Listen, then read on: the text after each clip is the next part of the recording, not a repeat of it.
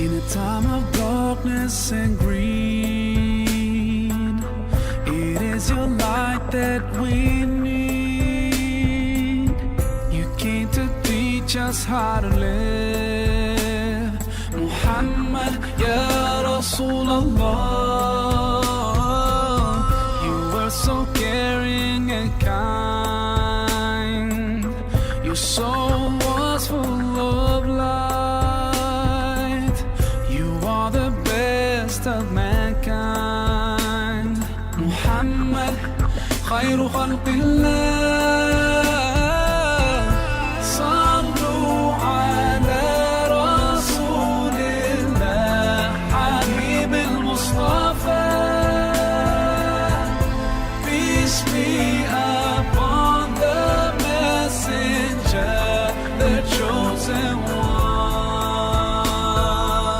From luxury you turned away, and all night you ونشهد أن محمد رسول الله ونصلي ونسلم على سيدنا حبيبنا المصطفى محمد صلى الله عليه وسلم. قال رب اشرح لي صدري ويسر لي أمري واحلل عقدة من لساني يفقهوا قولي أما بعد. قال الله سبحانه وتعالى في كتابه العزيز أعوذ بالله من الشيطان الرجيم كل نفس ذائقة الموت. Setiap yang hidup itu pasti akan merasai mati. Alhamdulillah, tuan-tuan yang dirahmati Allah, Allah Subhanahu wa taala pertemukan kita di bawah rahmatnya, berada di dalam satu majlis ilmu yang merupakan salah satu daripada taman-taman syurga, sebuah majlis yang mana dibayangi oleh malaikat rahmat insya-Allah. Tuan-tuan yang dirahmati Allah, jangan lupa setelah daripada kita bangkit daripada tidur ini, kita ucapkan Alhamdulillah pada Allah dengan doa yang Nabi ajar pada kita, Alhamdulillahilladzi ahyana ba'dama amatana wa ilaihin nusyur. Manusia yang hidup, manusia yang tidur akan diikat dengan tiga ikatan syaitan. Maka tiga ikatan ini akan terbuka. Bila mana kita bangun daripada pagi, maka kita ucapkan Alhamdulillah ataupun kalimah syukur, maka terbukalah ikatan yang pertama. Ikatan yang kedua pula terbuka bila mana kita bangun, kita ucapkan Alhamdulillah, terus kita pergi mengambil wudhu, maka terbukalah ikatan yang kedua. Dan bila mana kita terus menunaikan 2 rakaat salat sunat, maka terbukalah ikatan yang ketiga. Maka mana-mana manusia yang hidup dalam keadaan dia bangun setiap pagi, dia membuka dirinya, ikatan dirinya dengan ketiga-tiga amalan yang diajar oleh Rasulullah ini, maka dia akan bangun dalam keadaan ceria, bangun dalam keadaan dirinya yang penuh bertenaga, bangun dalam keadaan segar, Alhamdulillah. Tetapi orang yang tidur dalam keadaan bangkitnya tidak dengan membaca doa, tidak dengan berwudu, tidak dengan solat, maka dia akan bangkit dalam keadaan lesu, dalam keadaan lemah dan dengan sikap yang malas. Dan kita Alhamdulillah orang Islam diajar untuk bangun di waktu pagi hari, salat sunat, salat fardu subuh, dan kita digalakkan untuk mulai bangun pukul 3, pukul 4 pagi. Pepatah Cina pun mengatakan orang yang bangun di waktu yang gelap, masa depannya akan cerah. Orang yang bangun di waktu cerah, masa depannya akan gelap. Kalau kita bangun di waktu gelap-gelap lagi malam hari, kejap lagi akan cerah. Kalau kita bangun waktu cerah, maka kita tak tengok dah gelap, kejap lagi kita tengok malam. Itu juga bermaksud masa depan seseorang. Orang yang bangun di pagi hari, maka rezeki dia masa depannya akan cerah, akan bahagia, akan baik, insya-Allah. Tetapi orang yang bangun kerjanya pukul 10 pagi, pukul 11 pagi baru bangun, maka masa depannya tak berapa cerah, gelap dan juga malam. Dan Alhamdulillah, kita juga ucap syukur pada Allah setelah daripada kita tidur. Tidur adalah mati yang sementara.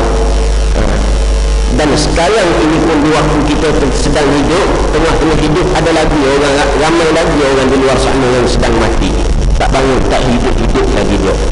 Maka hidup mati bertukar antara siang dan malam, hanyalah kita berada daripada satu alam. Pejam celik kita tidur ini, tuan-tuan yang dirahmati Allah, hanyalah di satu alam. Sebelum daripada kita berada di alam dunia sekarang ini, kita pernah berada di satu alam yang dinamakan alam arwah, yang mana alam arwah ini roh-roh kita pernah bertemu dengan Allah. Allah bertanya kepada manusia, alastu bi rabbikum, bukankah aku ini Tuhan kamu? Maka kita menjawab, qalu bala syahidna, bahkan kami menyaksikan wahai Allah. Waktu itu roh kita semuanya mentaati Allah. Kita bersaksi, berjanji dengan Allah bahawa aku akan taat padamu ya Allah. Tetapi bila mana kita lahir ke dunia, keluar ke alam dunia, manusia setelah mana diuji dengan pelbagai cubaan, maka manusia mula ingkar dengan arahan Allah. Sebab itu jiwa kita ini bila mana kita tinggal solat, kita kata seminggu tak sembahyang, ataupun orang yang mana kehidupan dia bersibuk dengan tujuannya cari makan sampai terlupa untuk solat, maka bila mana ditegur akan perihal dosa-dosa meninggalkan solat, maka jiwa dia rasa tak tenang, jiwa dia rasa gelisah. Kerana apa?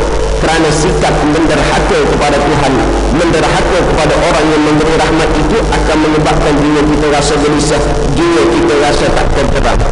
Sebagaimana kalau kecil-kecil dulu budak-budak pernah curi duit mak ayah dia, curi RM5, RM10, tak ada dia menyorok dalam bilik dia pun kata yes, Alhamdulillah, tak ada. Tapi dia rasa tak tenang, tak seronok walaupun dia curi duit mak ayah dia. Maka begitulah juga kehidupan kita dengan Tuhan. Dalam keadaan kita alqa, dalam keadaan kita mereka berbuat maksiat, sebenarnya jiwa kita tidak bahagia. Kerana itu hidup ini kena dididik sepenuhnya dengan memberikan ketaatan dan ibadah pada Allah Subhanahu wa ta'ala. Jadi kita ini pernah dihidup di alam arwah. Di alam arwah ini roh kita ini pernah bertemu dengan roh kawan-kawan kita.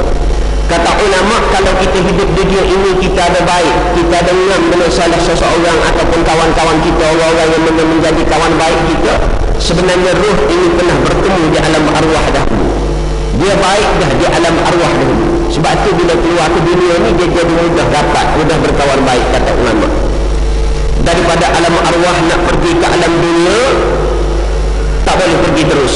Di alam arwah disediakan, sudah ditetapkan rezeki, sudah ditetapkan umur, sudah ditetapkan hidup, tetapi tidak ada lupa paras lagi, tidak ada jantina lagi, tidak ada tubuh badan lagi.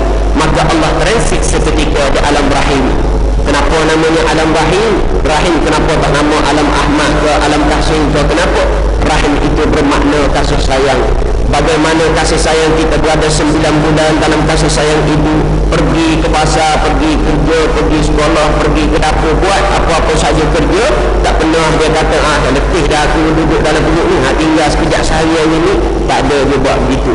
Kemana sahaja pergi, ibu akan membawa, kerana itu dinamakan sebagai alam rahim. Tetapi duduk di alam rahim itu, tuan-tuan, lokasinya adalah sebelah dengan tong najis manusia. Maka Allah nak sindir manusia, kamu bukannya daripada alam kayangan, kamu bukan mana daripada dewa-dewi juga, kamu adalah dilahirkan daripada suatu tempat yang mana lokasi asal kamu adalah sebelah dengan tong najis manusia. Nak mengatakan hinanya seseorang manusia. Kerana itu hidup ini kalau kita tak jaga diri kita dengan ketaatan pada Allah, maka tak ubah kita dengan haiwan. Manusia dengan haiwan ini lebih kurang je kalau tak jaga ketaatan pada Allah. Perumpamaannya begini, tuan. Andai kata polis, andai kata orang awam bertembung dengan polis, adakah polis akan memberikan laluan pada orang awam ataupun orang awam memberikan laluan pada polis? Tentu orang awam akan beri laluan pada polis. Antara polis bertembung dengan jalan raya dengan Perdana Menteri, dengan menteri-menteri, maka polis beri laluan pada menteri atau menteri beri laluan pada polis? Polis akan beri laluan pada menteri. Kalau menteri pula bertemu dengan sultan, sultan akan beri laluan pada menteri ataupun menteri beri laluan pada sultan? Tentu menteri akan beri laluan pada sultan. Andai kata tengah jalan raya tu, kenderaan sultan itu, lembu yang melintas dengan jalan, lembu bagi laluan tak sultan, tak sultan bagi laluan tak lembu. Sultan akan bagi laluan tak lembu. Nak bagi tahu bahawa derajat manusia yang hidup di muka bumi ini begitulah. Tak ada beza, bukan kita lebih mulia, melainkan hidup ini kita memberikan ketaatan pada Allah. Jadi daripada alam arwah kita pergi ke alam rahim, tadi seketika, dua alam. Seterusnya kita berada ke alam mana? Sekarang ini alam dunia, alam yang ketiga. Tetapi daripada alam dunia kita tak akan berakhir di sini, kita akan pergi ke satu alam yang dinamakan sebagai alam mahsyar, dan akhir sekali di alam akhirat. syurga ataupun neraka. Tetapi nak pergi ke alam mahsyar tak akan pergi dulu, bukan kata mati dulu pergi, tidak. Tetapi setiap yang ingin pergi ke alam mahsyar syaratnya adalah mati. Maka mati adalah perkara yang saya nak bincangkan dengan tuan-tuan pada pagi ini, sebagaimana ayat yang saya bacakan tadi, kullu nafsin dha'iqatul maut, setiap yang hidup itu pasti akan merasai mati. Tuan-tuan yang dirahmati Allah, kalau begitu bermakna kita hidup ini ada 6 alam. Daripada alam arwah ke alam rahim, daripada alam rahim kita sekarang berada ke alam dunia. Alam arwah, alam rahim kita tak sedar, kita tak ingat, benda sudah berlalu. Alam dunia adalah sekarang ini, benda alam yang akan jadi penentu. Kemana kita akan pergi di alam barzah nanti, kemana kita akan berhubung di alam mahsyar nanti, dan bagaimana ending kehidupan kita itu kekal abadi, sama ada syurga Allah ataupun neraka, na'udzubillah. Maka tuan-tuan yang dirahmati Allah, kalau disebut tentang alam barzah, persoalan saya kat mana alam barzah? Kalau kita kata alam barzah kat kubur, kat tanah kubur, lepas tu bagaimana orang mati belah dalam laut, orang duduk pergi musafir nak kapal, kalau mati di kapal-kapal diikat lalu dicampur ke dalam laut, bagaimana alam barzah ni? Bagaimana orang yang mati ditelan ular sawah, ditelan buaya, ditelan ikan dan sebagainya? Adakah alam barzah dalam perut kita? Tidak. Kubur hanyalah lokasi tempat manusia bersemadi, tetapi alam barzah Allah Subhanahu wa taala yang tahu. Kerana itu kadang-kadang ada manusia yang cuba dia buat kajian, masukkan mikrofon dalam tanah dan sebagainya, nak dengar bunyi ular. Ada kau orang gali kubur jumpa ular, jumpa kada jumpa lipat, tak jumpa. Sebab itu adalah alam barzah, bukan alam kubur. Dalam lokasi tanah kubur itu tidak. Alam barzah tak siapa tahu. Tuan-tuan yang dirahmati Allah, manusia yang yakin dengan ke-6 alam ini, daripada alam arwah, alam rahim, alam dunia, alam barzah, alam mahsyar, alam syurga, alam akhirat, alam syurga ataupun neraka, ada tanda-tandanya. Sebagaimana kita ni kalau tengah drive atas jalan raya, tak, tiba-tiba ada kawan sebelah naik kereta bertentangan dengan kita, bagi lampu highlight, klik, apa dia buat tu, apa tu? Itu tanda-tanda ada JPG, ada polis di hadapan. Maka apa kita buat? Kalau tak pakai tali geledah, betul tali geledah, kalau rotek dah mati, patah balik. Maknanya kita akan buat persiapan kalau kita yakin itu ada tanda-tanda sesuatu ada di hadapan.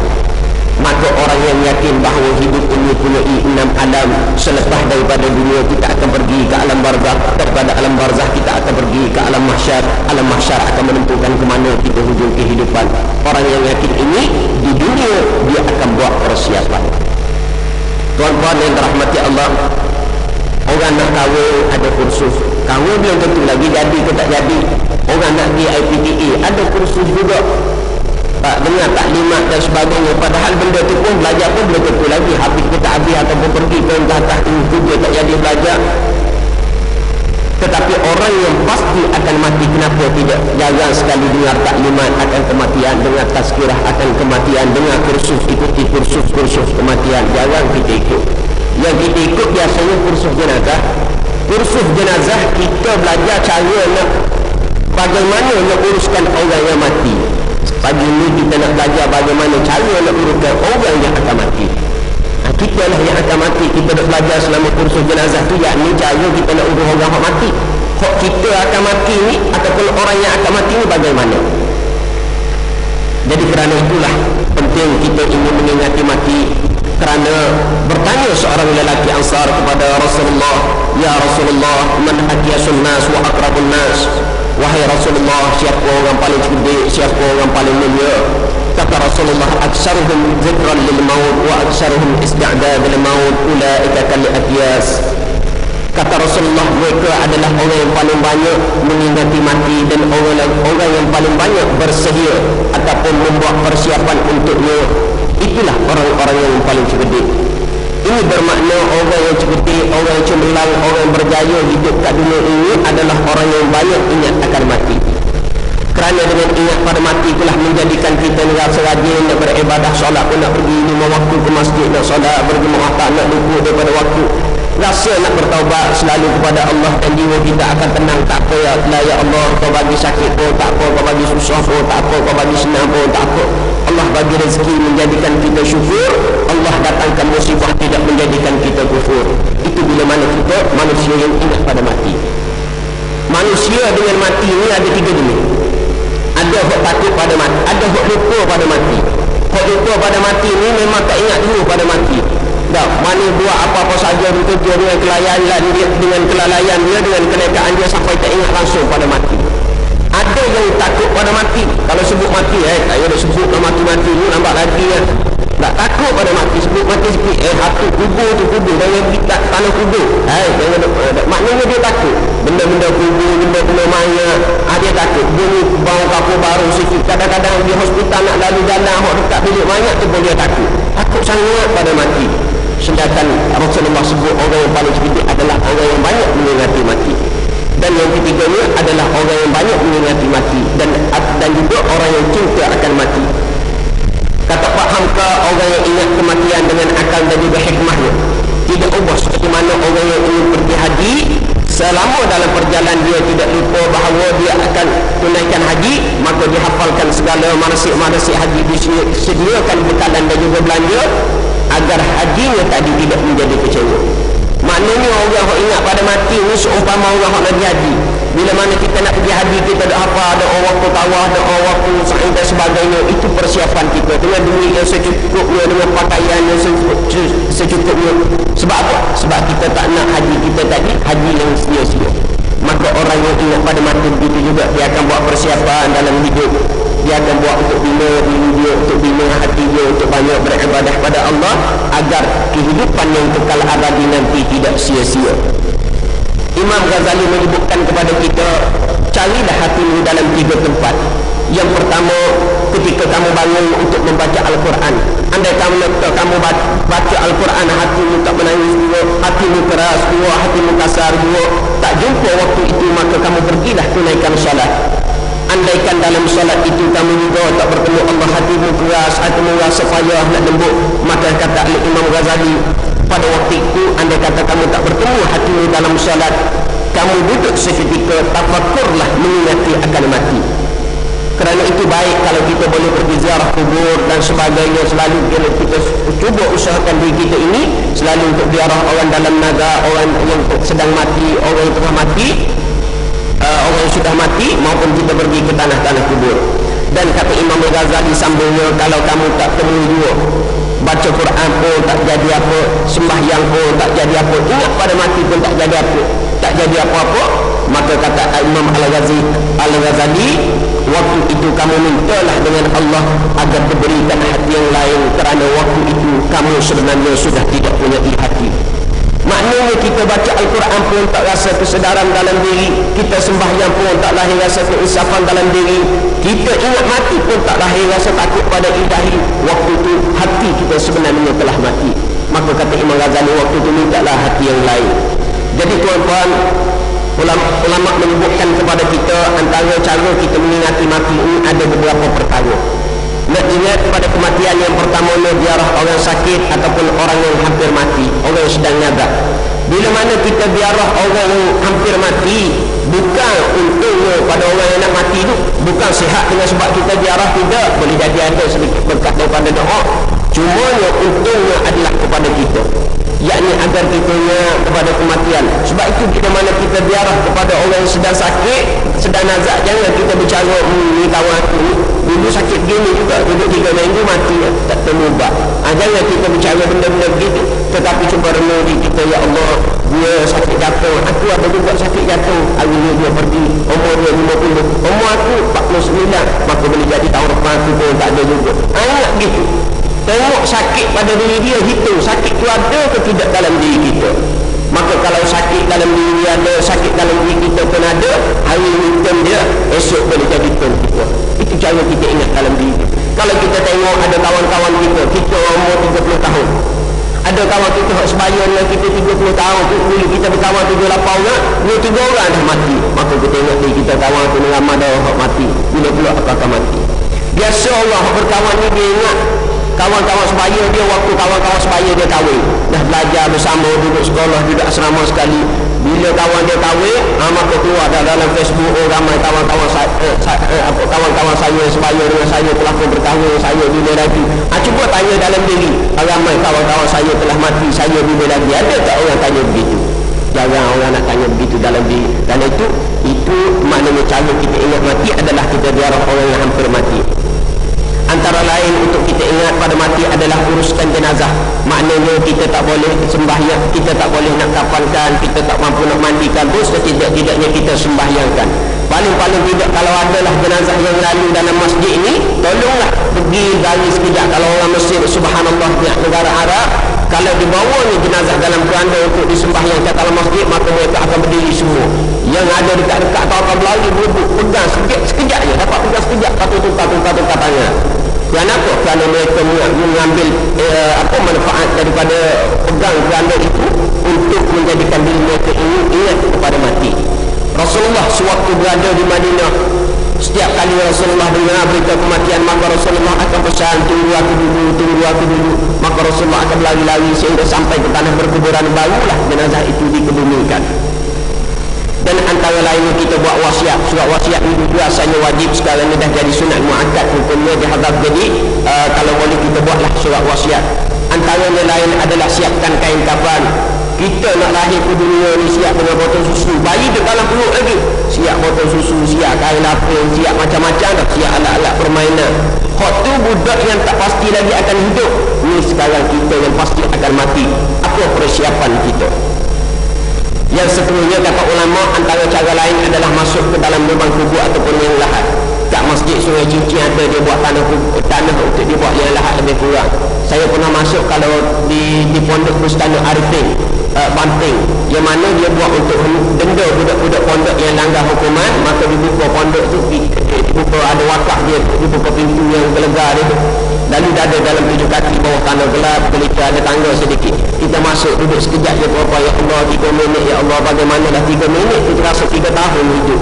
Bunyi suara binatang tak ada, suara orang tak ada, menjerit pun tak dengar, tak siapa dengar.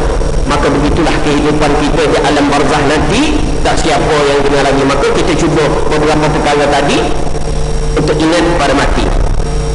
Tuan-tuan yang dirahmati Allah, kata Allah, kullu nafsin dha'iqatul maut, setiap yang hidup itu pasti akan merasai mati.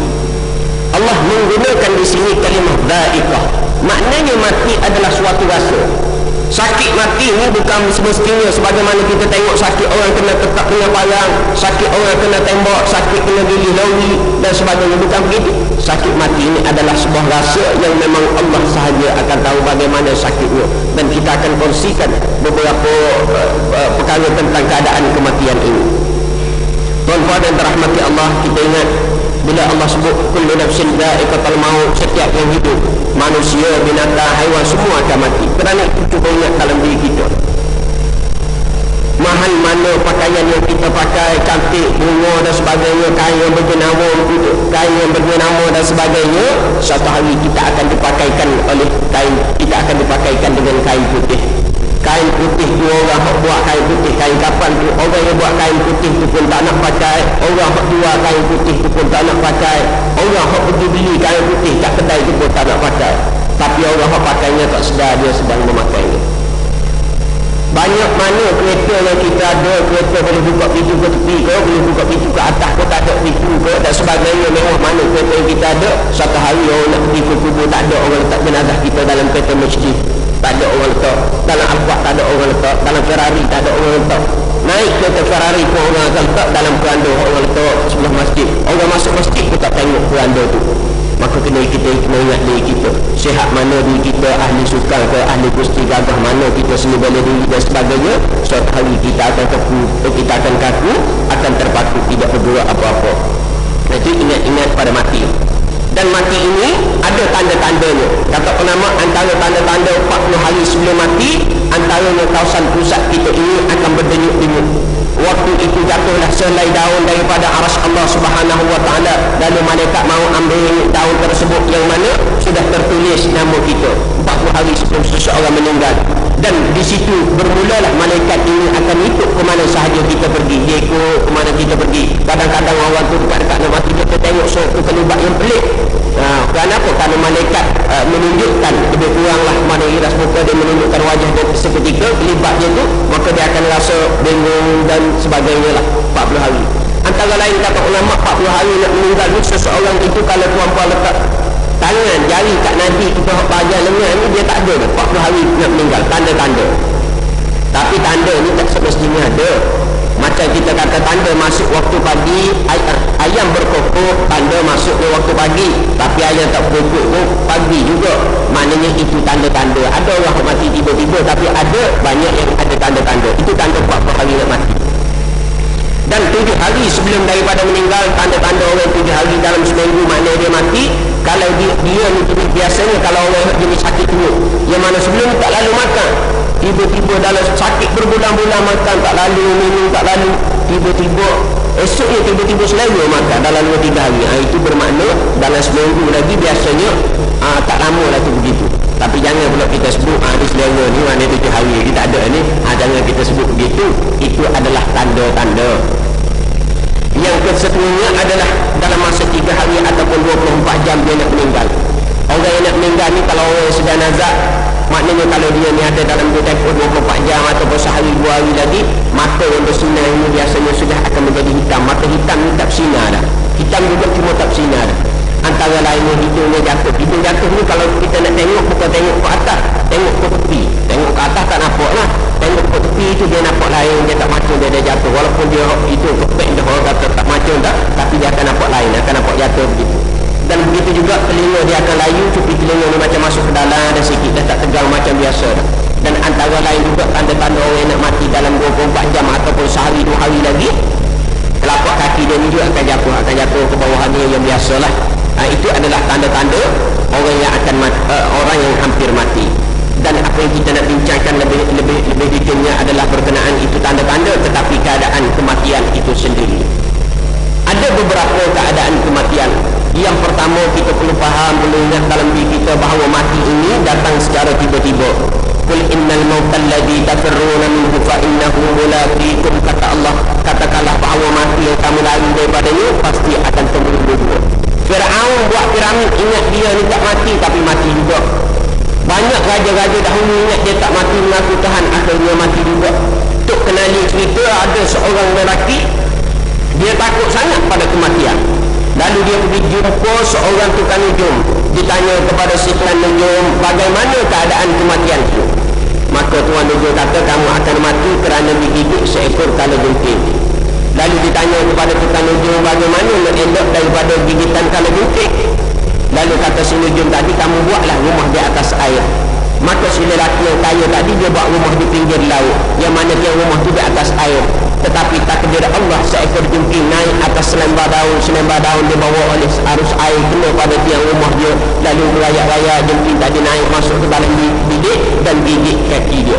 Akhirnya ini bermakna bagaimana kita lari nak burung diri kita pergi hidup di pulau seorang diri itu, kita tetap akan mati. Yang keduanya, dan cuba kita perhatikan, cuba kita tengok sebagaimana berlaku pada tahun 2006. Tsunami 2006, 2004, tsunami 26 hari bulan 26 Disember 2004, lebih daripada 250,000 yang meninggal dalam keadaan sekaligus, tak siapa tahu. Subhanallah. Orang yang duduk tinggi pantai pun tengah mati. Kalau duduk jauh daripada pantai pun, sekilo 2 kilo lari dia, kereta lintang bukan lari macam mana pun. Kalau Allah dah tentukan kematian, akhirnya bandar Aceh menjadi padang darat, padang terkuku.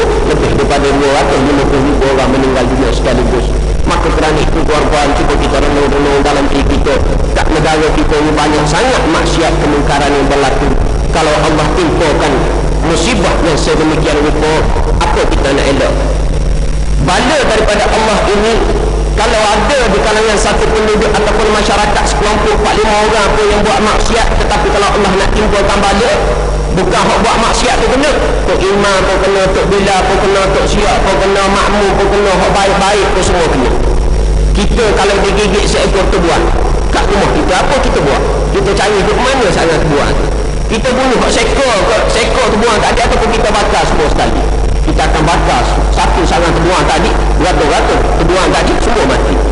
Semua yang gigit kita akan cari sarang dia, kita akan spray, mati semua tadi.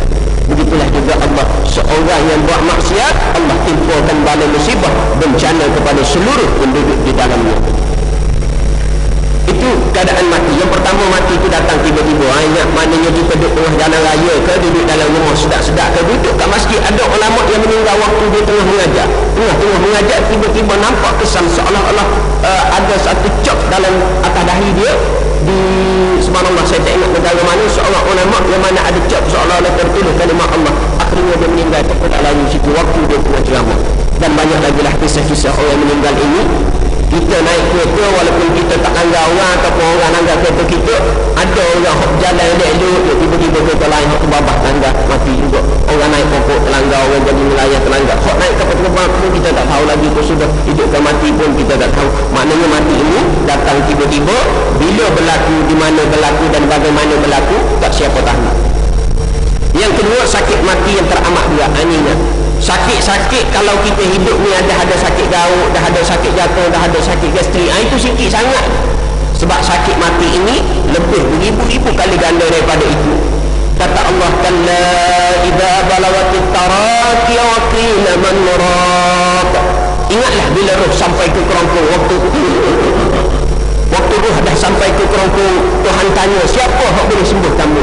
Kalau Allah dah takdirkan kematian, tok bomo mana yang boleh mengawak kamu, doktor pakar mana boleh menyembuhkan sakitmu? Wa dhanna annahu al-firat, waktu tu kamu kena yakin, aku ni nak mati dah, hampir kematian, sudah hampir, yakinlah ia kematian sudah hampir. Waktu tu kalau kamu sakit begitu, yakinlah bahawa kamu ni nak mati dah. Jangan ingat-ingat lagi cari apa ni, tok bomo pakar, cari tok bomo, cari doktor pakar dan sebagainya. Kita sakit, ingat tu pada mati.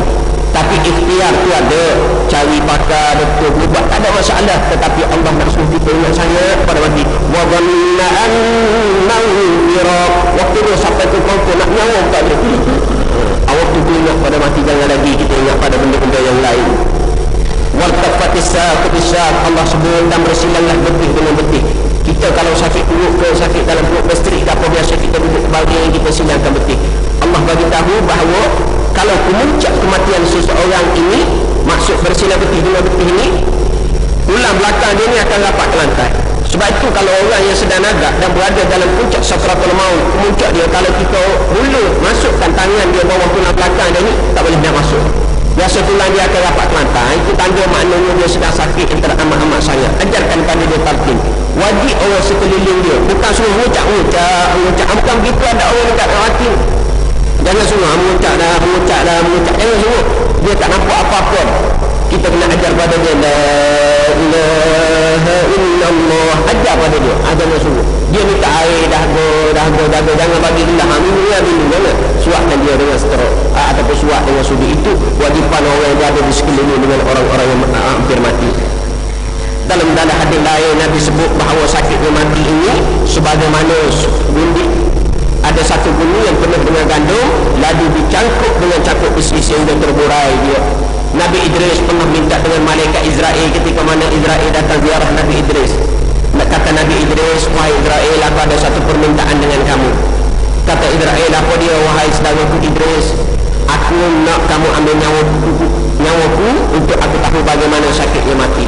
Kata Israel, malaikat kata tak boleh, tak melainkan dengan izin Allah. Lalu Allah izinkan. Akhirnya setelah mana diambil nyawa Nabi Idris, maka menangislah malaikat, ya Allah, malaikat berdoa dengan Allah agar dihidupkan kembali.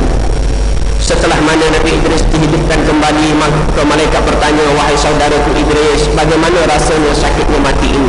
Maka kata Nabi Idris, sakitnya kematian umpama seekor kambing yang sedang merabut rumput di tengah padang.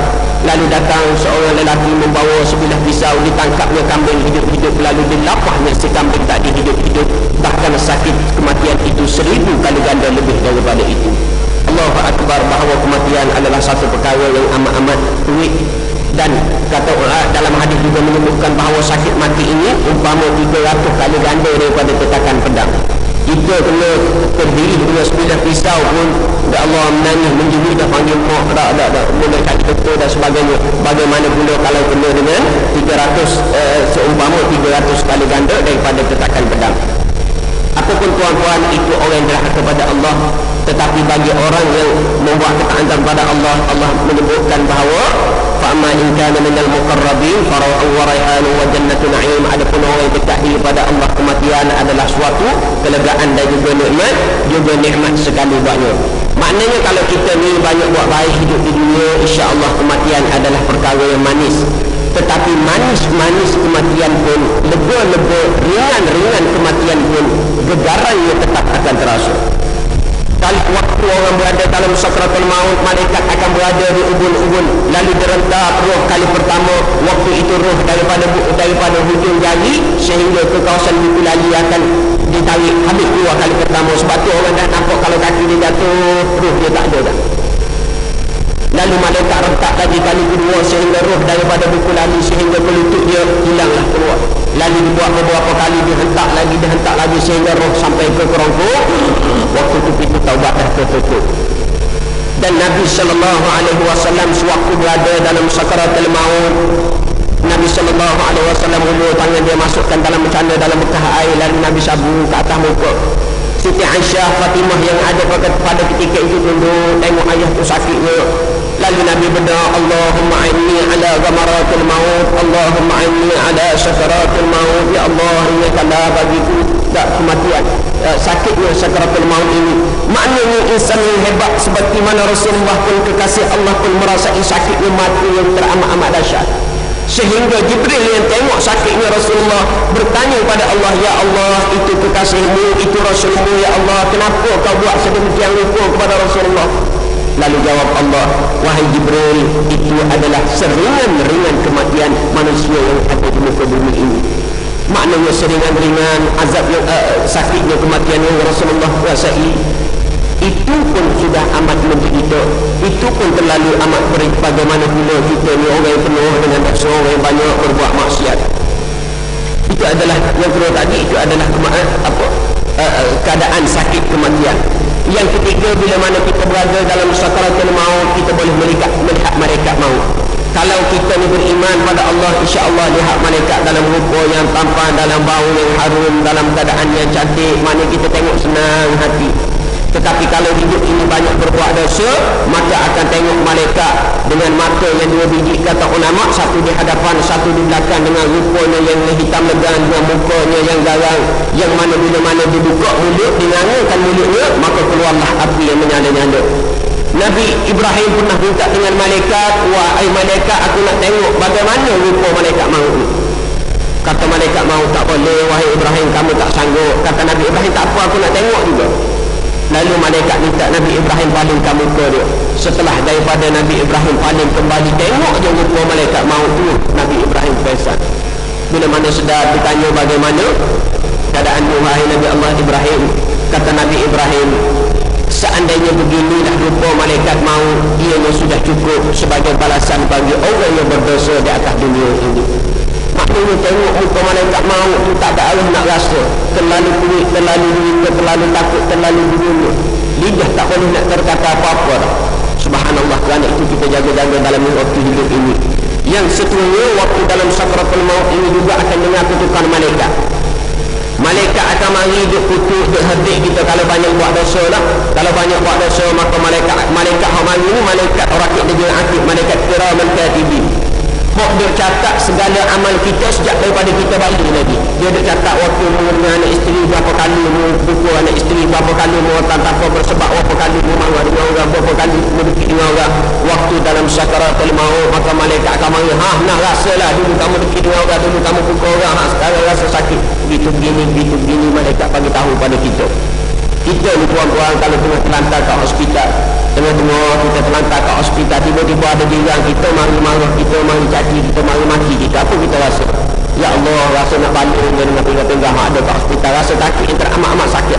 Hilang dah sakit jantung, sakit kanser, hilang semua sekali dah. Rasa sakit lagi orang nak mari hendik kita, tutup kita tu.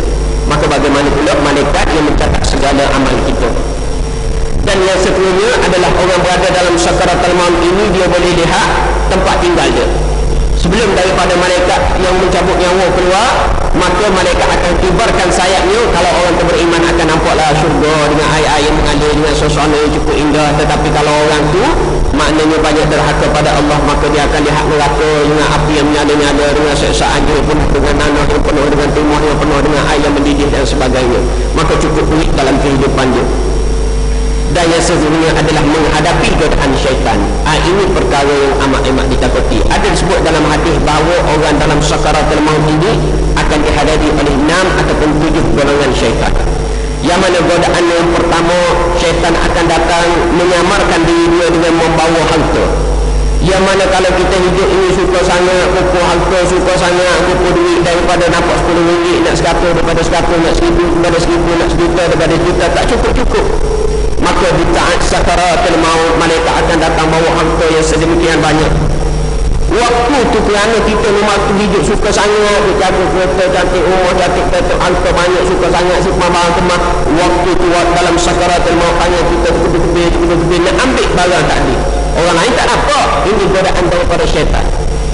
Dan waktu nak ambil itulah, seandainya tangan yang bergerak nak ambil harta tadi, waktu tu Allah tarik nyawa kita, maka mati dalam keadaan fasik dan juga munafik. Neraka lah tempatnya, na'udzubillah min dzalik. Yang kedua, datang syaitan ini dia menyamar rombongan sebagai orang yang kita sayang, kawan baik kita ke, isteri kita ke, kekasih kita, siapa sajalah orang yang paling kita sayang. Waktu tu syaitan datang. Syaitan menyamar sebagai orang yang kita sayang tadi, lalu dia berkata, wahai kekasihku, wahai abangku, masuklah ke dalam agama Yahudi dan juga Nasrani, inilah agama kita. Andai kata iman kita lemah waktu itu, kita akan ikut apa yang dia cakap dan matilah kita dalam sebagai seorang yang fasik dan juga munafik. Na'udzubillah. Yang ketiga, rombongan syaitan akan datang sebagai wajah orang yang kita benci. Siapa orang yang pernah waktu kita hidup kita pukul dia, kita tak puas hati dengan dia? Siapa orang waktu kita hidup kita simpan dendam, dengki dengan dia? Maka waktu kita nak meninggal, dia akan datang buat menyamar rupa sebagai orang yang kita benci tadi. Maka dia akan buat sesuatu seolah-olah nak pukul kita, nak baling sesuatu pada kita, nak tendang kita. Waktu tu kerana kita hidup ni simpan dengki teramat banyak, tak puas hati dengan dia dan sebagainya, kita rasa nak pukul balik, tangan kita buat kaki kita ketat-ketat nak pukul balik, nak tendang balik. Waktu itu anda kata Allah ambil nyawa, maka mati dalam keadaan fasik dan juga munafik. Na'udzubillah. Kerana itu tuan-tuan, orang pesan pada kita buat baik daripada buat jahat dengan sesekali. Dan ingat, kalau kita ada tak puas hati dengan orang, jangan simpan dendam, jangan simpan dengki. Kerana kalau kita simpan dendam dan juga dengki, ujian itu akan hadir waktu kita hampir-hampir mati. Yang seterusnya akan datang menyamar sebagai wajah ibu. Ini ujian yang paling banyak. Biasanya orang yang berada dalam nazak ini akan rasa haus yang teramat sangat. Maka syaitan akan datang menyamar sebagai rupa paras ibu dia. Lalu dia berkata, wahai anakku, ibu bawakan segelas air pada kamu, dan kamu masuklah ke dalam agama kita Yahudi dan juga Nasrani.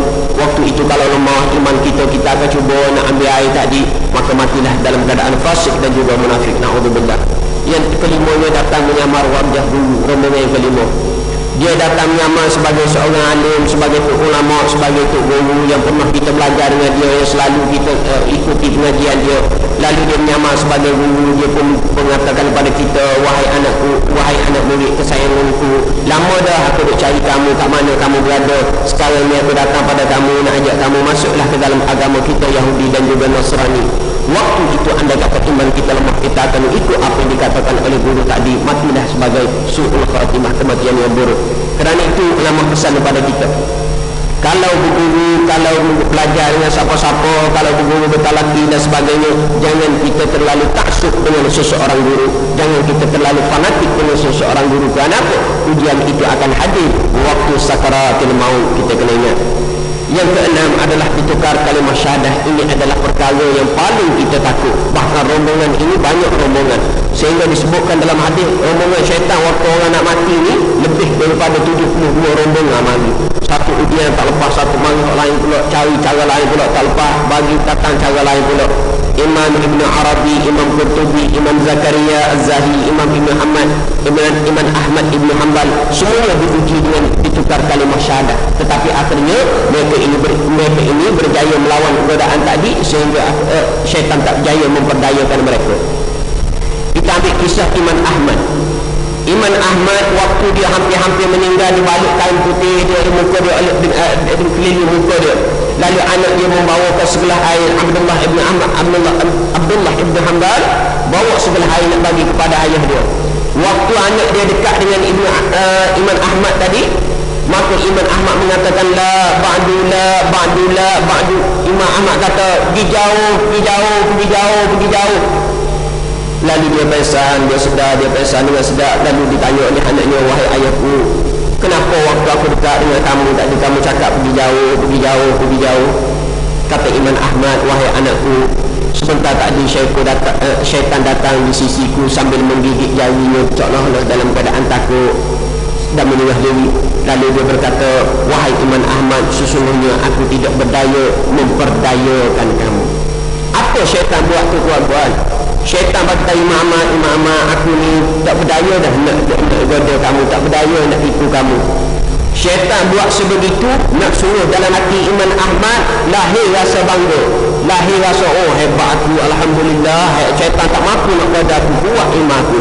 Andai sebegitulah yang terbetik dalam hati Imam Ahmad, maka pergilah dalam kematian yang tidak baik. Tetapi alhamdulillah Imam Ahmad berjaya melawan.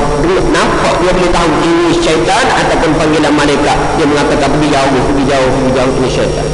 Nak mengatakan seorang ulama yang ilmunya sedemikian rupa diuji sebegitu sekali uji ujian syaitan, bagaimana pula yang kita serba kekurangan dengan ilmu, serba kurang dengan amal ibadah kita. Yang seterusnya tuan-tuan yang dirahmati Allah, tanda-tanda orang yang mati dalam keadaan baik. Mati ini betul dia ada husnul khatimah, kematian yang baik, ada su'ul khatimah, kematian yang buruk. Bentuk kematian yang baik ini banyak, antara mati seorang ibu yang melahirkan anak dia, mati orang yang tengah berjihad di jalan Allah, itu semua adalah kematian yang baik. Banyak lagi lah mati dalam keadaan terbakar dan sebagainya, mati di medan perang, itu mati yang baik. Cuma tanda-tanda kalau orang tu secara umum yang meninggal macam biasa ni, antara kalau kematian tu baik, biasanya ulama sebut tandanya dahinya berpeluh. Ada yang nampak peluh dia baik juga, itu tanda kematian yang baik. Keluar air mata dia, keluar air mata kiri kanan, keluar air mata ataupun nampak sebelah air mata keluar, itu tanda orang yang mati dalam keadaan baik. Hidup dia kembang kempis, itu tanda kematian yang baik. Kata ulama lagi, antara tanda kematian baik ini, kita tengok rupa dia tu macam bersinar, macam senyum dia, menunjukkan wajah senyuman, itu tanda kematian yang baik. Dan antara lain disebutkan adalah yang ulama sebut antaranya biasanya mata dia tertutup dengan sendiri, bukan kata terbeliak, kecelik luar, itu tidak. Itu tanda orang yang mati dalam keadaan baik. Dan orang yang mati dalam keadaan buruk ini pula, biasanya rupa dia putih akan tukar jadi hitam je. Kita tengok pelik je, keluar suara dia macam tercekik. Waktu dia nak mati tu macam tercekik. Maknanya dia terlekat-lekat, kita tercekik dan mulutnya berbuih. Ini tanda orang yang mati dalam keadaan buruk. Apapun bila orang tu meninggal mati, kalau mati baik kita boleh cerita pada orang, kalau mati buruk tak boleh sesekali kita buka kaibah. Cukup ini panduan ilmu untuk kita sahaja. Dan kematian yang baik ni antaranya orang yang sedang solat. Tuan-tuan kalau tengok tahun lepas berlaku 1 Ogos di Surau Muhajirin, Desa Surada, Bangi, seorang Syiah Abandan meninggal dalam keadaan tengah sujud rakaat yang kedua, tak silap, waktu dia tunaikan solat sunat ba'diyah selepas zuhur pada hari Khamis. Seorang Syiah masjid yang waktu itu, hari itu dia berpuasa sunat hari Khamis, dia sembahyang sunat selepas zuhur, dia meninggal dalam keadaan sujud. Orang pergi ke Muramah tanya isteri dia bagaimanalah sikap apa kehidupan suami dia ni waktu dia hidup. Si Abang Lan tadi kata isteri dia, suamiku ni kalau anak-anak pergi ajak dia pergi melancong keluar daripada rumah sehari, sepetang ke 2 hari ke keluar, pergilah mana-mana, berkelah kat mana-mana. Dia jawab apa? Dia kata kalau aku ni tinggal surau ni, siapa nak, kalau aku ni keluar daripada rumah, siapa nak jaga surau sebelah rumah kita? Subhanallah, hatinya terlekat, termasuk seolah-olah sebagaimana yang Nabi sebut 7 golongan yang berada dalam syurga, iaitu hatinya melekat dengan masjid. Tak tinggal nak pergi melancong, nak pergi berkelah, nak tinggal rumah berhari-hari, tak sanggup pergi ke anak. Bimbang tak ada orang nak bersihkan surau, tak ada orang nak bersihkan rumah Allah di sebelah dia. Subhanallah, akhirnya Allah ambil nyawa dia dalam keadaan dia tengah sujud. Subhanallah tuan-puan, waktu kita merendahkan diri, subhana rabbiyal a'la wa bihamdihi, kita tengah betul-betul merendah diri dengan Allah, Allah ambil nyawa kita. Subhanallah, itu kematian yang baik, teramat-amat sangat. Moga-moga Allah juga golongkan kita di kalangan golongan-golongan tersebut, insya-Allah.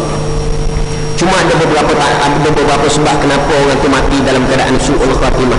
Antara orang mati dalam su'ul khatimah ni tak bersyukur dengan iman. Kebetulan rumah sebelah masjid dah bunyi azan, tutup telinga dengan batal. Bunyi orang ceramah pasang TV kuat-kuat. Ini orang tidak bersyukur dengan iman, maka ini kan sebab boleh menjadi sebab-sebab mati dalam keadaan su'ul khatimah. Yang kedua, dia tak bimbang pun mati dalam keadaan buruk. Ikutlah nak mati tengah laut ke, nak mati hospital ke, nak mati kat mana pun dia tak bimbang pun. Tak fikir pun nak mati bagaimana pun dia tak fikir. Ini juga menjadi sebab mati dalam keadaan su'ul khatimah. Yang ketiga, tidak jelas ilmu tauhid, tak mengaji bab ilmu tauhid, tak mengaji bab fardu ain, bab akidah dan sebagainya, maka mati dalam su'ul khatimah juga.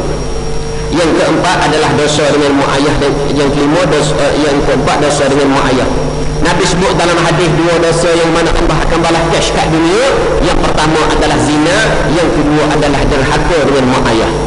Saya nak cerita sikit, minta maaf ambil masa sikit, bahawa derhaka dengan mak ayah ni Rasulullah tunjuk waktu sejak daripada zaman Nabi sehingga ke zaman sekarang. Di zaman Nabi ada seorang lelaki namanya Wa'il Al-Khattab. Sehingga Wa'il Al-Khattab dekat-dekat dia nak mati dalam sakaratul maut, suaranya tercekik, orang tak dengar dah. Dia cakap apa, menjerit apa, orang tak dengar. Tubuh dia keras, dia tak bergerak, muka dia macam hitam. Sahabat-sahabat pergi tengok, baca Quran, baca doa, tak jadi apa. Lalu Sayyidina Ali pergi tengok, lalu Sayyidina Ali cerita pada Rasulullah. Rasulullah kata panggil ibu dia. Bila dipanggil ibu dia, dia tanya, bagaimana wahai ibu Wa'il, anakmu ini waktu hidup? Kata si ibu tadi, anakku tadi ya Rasulullah, sayang sangat pada isteri dia. Isteri dia cakap A lah, isteri dia cakap B lah, apa saja isteri dia cakap dia dengar belaka. Apa aku cakap ni dia tak pernah ambil peduli. Lalu kata Rasulullah, maafkanlah dosa anakmu wahai si ibu. Kata ibu, tak boleh ya Rasulullah, kata-kata anakku lemparkan pada telinga tu masih lagi lukanya ada sampai ke hari ini. Maka Rasulullah kata, kalau begitulah para sahabat disebabkan nazak sangat Wa'il ni tak mati berbelah-belah hari, maka Rasulullah minta sahabat kumpulkan kayu api, kumpul kayu api nak bakar Wa'il bagi senang mati. Waktu dekat-dekat nak dikumpul kayu api, maka tahu oleh ibunya, maka si ibu tak ada berlari-lari. Akhirnya bertemu dengan Rasulullah, ya Rasulullah, jangan bakar dia ya Rasulullah, jangan bakar dia ya Rasulullah, aku maafkan dia. Akhirnya meninggal dalam keadaan baik. Tadi si Wa'il tadi, ini dosa dengan ibu bapa. Yang kedua, kita tengok di Malaysia, kisah benar yang berlaku 1 September 1994 di Batu 10 Sandakan, Sabah. Seorang gadis homo dalam belah-belah tahun, nama dia Syida, nama panggilan dia, yang mana dia ni nak keluar dan minta duit dengan mak dia ada darah tinggi dan juga kencing manis. Dia punya kat pintu rumah. Maka si gadis belasan tahun tadi minta pitih dengan mak dia, minta duit dengan mak dia. Mak nak duit RM20. Mak dia kata tak ada duit nak, panjanglah cerita, cuma saya ringkaskan. Mak dia kata tak ada duit nak. Lalu jawab, mak ni selalu tak ada duit, kalau abang minta mak bagi, bukan begitu nak. Tak habis lagi mak dia jawab mulut, dia pun cakap sudahlah mak.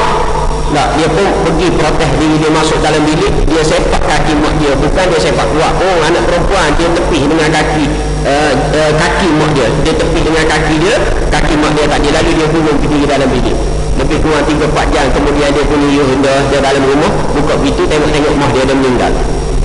Waktu orang nak bawa jenazah mak dia pergi tanah kubur, tiba-tiba jenazah mak dia tak jadi berat, tak boleh nak angkat. Maka orang minta tolong si gadis anak perempuan Syida tadi, dia pergi angkat. Maka dia pergi angkat, tiba-tiba jadi ringan. Dan waktu sampai di tanah kubur nak dimasukkan jasad ibunya dalam liang lahat, 10 orang, disebut 10 orang angkat tu tak boleh nak angkat lagi, berat sangat jenazah ibu dia. Maka si Syida tadi, anak gadis tadi turun dalam tanah kubur tadi, maka dipegang jasad ibunya dengan bantuan orang masuk dalam liang lahat.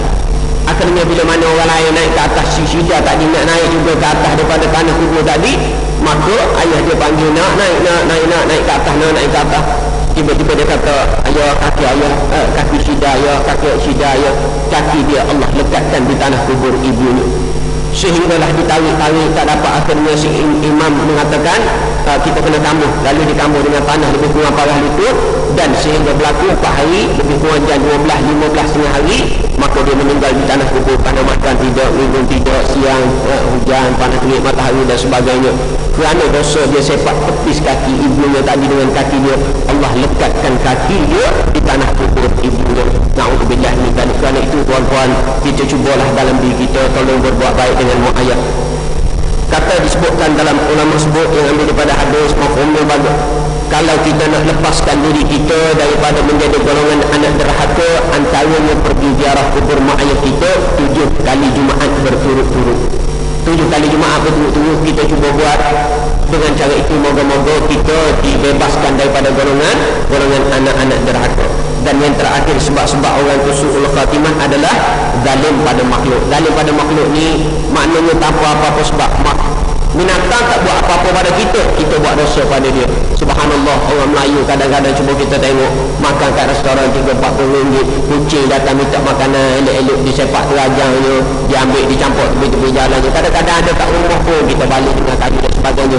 Zalim yang tidak bersebab pada makhluk ini boleh menjadi sebab-sebab mati dalam keadaan su'ul khatimah. Saya nak bagi tahu tuan-tuan, kalau lima datang minta makanan, dia tak minta begitu, dia tentang dengan tuan-tuan hak duduk atas meja tu sekali.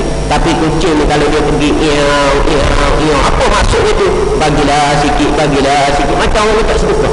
Kita kalau orang mari tepi-tepi jalan ni minta RM1 kita boleh bagi, kucing dia belik-belik kakinya, lapar maknanya. Kita makan tunaikan pun tak boleh nak bagi kat kucing, kita sepak gadangnya kucing tu, na'udzubillah. Maka ini boleh menjadi sebab-sebab manusia akan kematiannya dalam keadaan su'ul khatimah. Maka terakhir ada beberapa cara kita nak dapatkan husnul khatimah. Antaranya amalkan sedekah. Amalah sedekah selalu, moga-moga boleh ampunkan dosa kita. Tak hadir majlis ilmu, didik anak menjadi soleh. Anak ada, kalau ada 5 orang lah, kalau boleh dia jadi soleh belaka. Kalau tak boleh dia ada seorang 2 jadi ustaz dan sebagainya. Sebab itu harta kepada kita. Kalau kita berkawan, temu dengan kawan lama, apa orang tanya kita? Kamu duduk mana sekarang, kerja apa? Waktu orang tanya apa? Anak berapa orang? Ada orang tanya, kereta berapa biji sekarang? Harta berapa juta sekarang? Dalam bank berapa ribu ada? Orang tak tanya. Lumrah fitrah manusia akan tanya anak berapa orang. Kerana itulah harta yang amat-amat berharga bagi mana-mana saja manusia yang hidup. Maka kerana itu kita usaha untuk didik anak yang soleh. Dan terakhir adalah kita jadikan masa kita ini 24 jam sebagai ibadah pada Allah. Ada orang waktu nak semayang pakai kain telekung, pakai elok-elok. Lepas daripada semayang buka orang elok-elok pula. Ini maknanya dia nampak semayang saja sebagai ibadah. Kerja, waktu dia pergi main, waktu dia tidur dan sebagainya bukan ibadah. Jadi hidup kita ini pastikan sembahyang ke tak masjid, ke luar masjid, ke kedai kopi, ke jalan raya, kita jaga betul-betul biar semuanya menepati kehendak Allah Subhanahu wa taala. Dan 24 jam dalam hidup kita menjadi amal ibadah, menjadi ibadah dikira sebagai ibadah di sisi Tuhan. Maka insya-Allah kematian kita dipilih sebagai golongan yang mati dalam keadaan dalam keadaan husnul khatimah insya-Allah. Sekadar itu saya tiga perkongsian pada pagi ini. Moga-moga Allah memberi kebaikan dan kita hiduplah dalam keadaan ingat selalu akan kematian.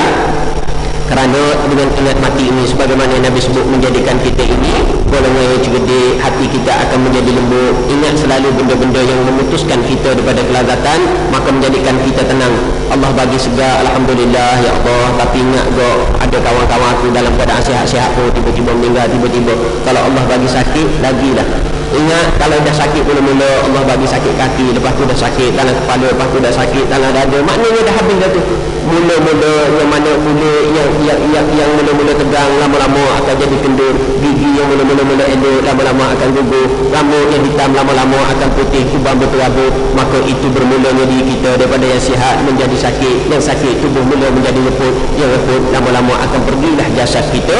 Maka ingatlah kita akan mati, yang hidup pasti akan mati. Moga-moga Allah Subhanahu wa taala merahmati diri kita dan memberkati diri kita. Amin ya rabbal alamin.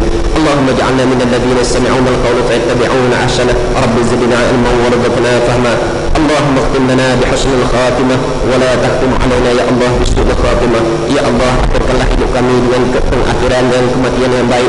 Jangan kau akhirkan hidup kami dengan kematian yang buruk ya Allah ya rabbal alamin. Wassallallahu ala sayyidina Muhammad wa ala alihi washabbihi ajma'in.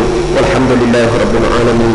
Subhanakallahumma bihamdika asyhadu an la ilaha illa anta astaghfiruka wa atubu ilaik. Wal 'asri innal insana lafi khusr illa alladhina amanu wa 'amilus solihat wa tawassaw bil haqqi wa tawassaw bis sabr. Assalamualaikum warahmatullahi taala wabarakatuh.